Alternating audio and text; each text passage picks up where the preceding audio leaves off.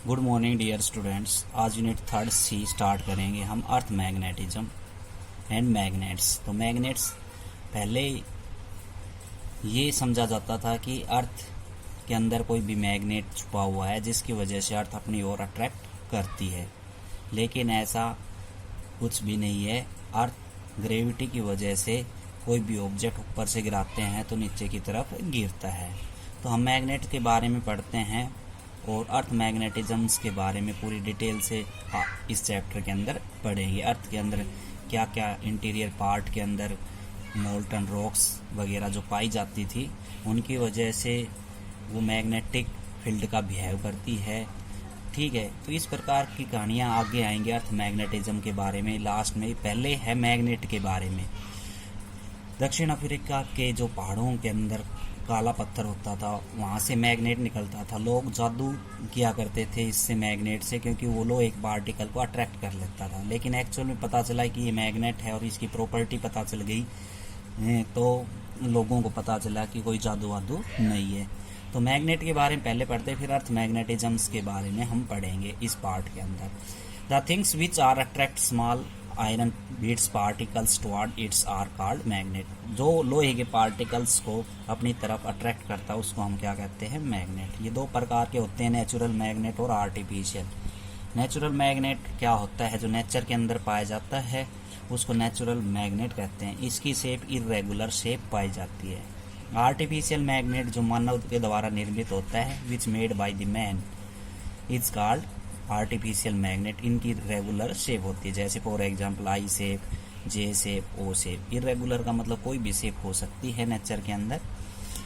Property magnet की पढ़ते हैं। एक बार मैग्नेट है। बार मैग्नेट सिंपल मैग्नेट होता है जिसके दो पोल्स होते हैं, साउथ और नॉर्थ। ये इसकी मैग्नेटिक पोल स्ट्रेंथ है एम। तो पहली प्रॉपर्टी है when a bar magnet are suspended in air tight with unspun threads then the pole of the bar magnet in north south direction. अगर साउथ नॉर्थ एक bar magnet को अनस्पून third के साथ हम लटका देंगे एयर के अंदर तो उनकी हमेशा डायरेक्शन नॉर्थ साउथ डायरेक्शन के अंदर लटकेगा। वो ये प्रॉपर्टी होती है मैग्नेट की, जिससे हम डायरेक्शन पता कर सकते हैं कहीं भी जंगल के अंदर। Any magnet poles are exist in pair.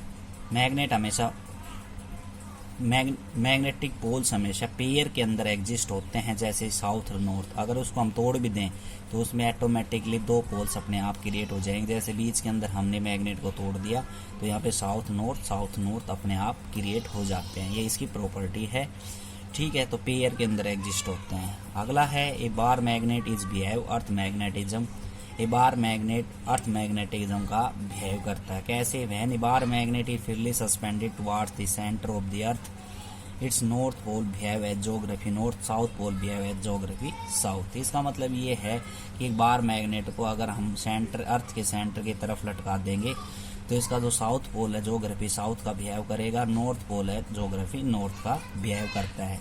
ऐसा किस में होता है? अर्थ मैग्नेटिज्म के अंदर ऐसा होता है। इसलिए कहा है कि मैग्नेट बिहेव करता है अर्थ मैग्नेटिज्म का।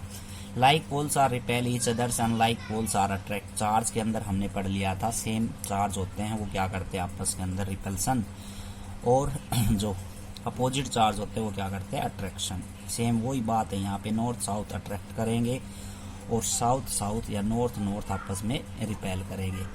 The magnet also behave as inductor property. Magnet induction property behave करता है। इसका मतलब ये है कि बिना टच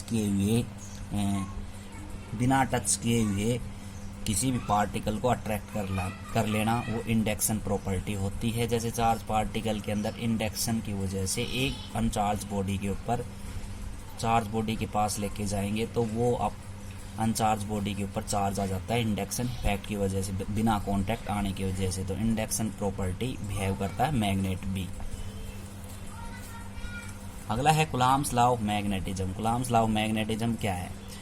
जैसे कि हमने कुलाम्स लॉ पढ़ा था फर्स्ट इलेक्ट्रोस्टैटिक के अंदर, वो दो चार्ज पार्टिकल के लिए यहाँ पे दो पोल स्ट्रेंथ के लिए है, पोल ऑफ मैग्नेट्स के लिए है। वो फोर्स को कैलकुलेट करने के लिए कुलाम्स लॉ मैग्नेटिज्म के अंदर पढ़ते हैं हम। The force of interaction between the two poles of magnet This force is directly proportional to product of two equal and opposite pole strength and inversely proportional to square of distance between pole strength.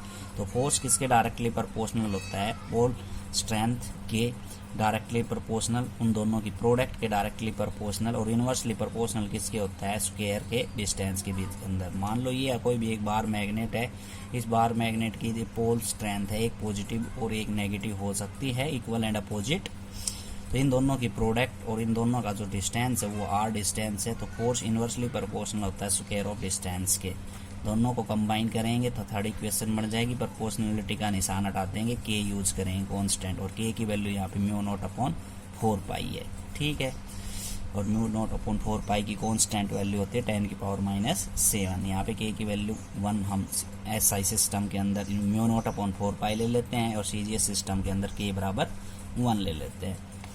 अगला आता है magnetic field. जैसे electric field के अंदर same electric field का opposite है ये chapter. Electric field हमने पढ़ा था space around by the charge particle where electric field can be experience, ठीक है। वैसे मैग्नेटिक फील्ड पढ़ेंगे the space around by the magnet और space around by the moving charge conductor in which magnetic field can be experience a force.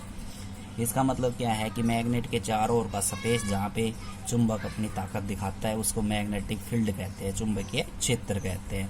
यहाँ पे moving charge conductor की बात कर रहा है, तो हमने स्टार्टिंग में बता दिया था थर्ड ए के अंदर कि हमने इलेक्ट्रोस्टैटिक के अंदर सबसे पहले ये पढ़ा था कि जो स्टैटिक चार्ज वो इलेक्ट्रिक फील्ड क्रिएट करता है और moving charge electric as well as magnetic field create करता है। तो यहाँ पे चार्ज कंडक्टर मूविंग करता हुआ चार्ज क्या करता है? मैग्नेटिक फील्ड एक्सपीरियंस करता है, उसको मैग्नेटिक फील्ड कहते हैं।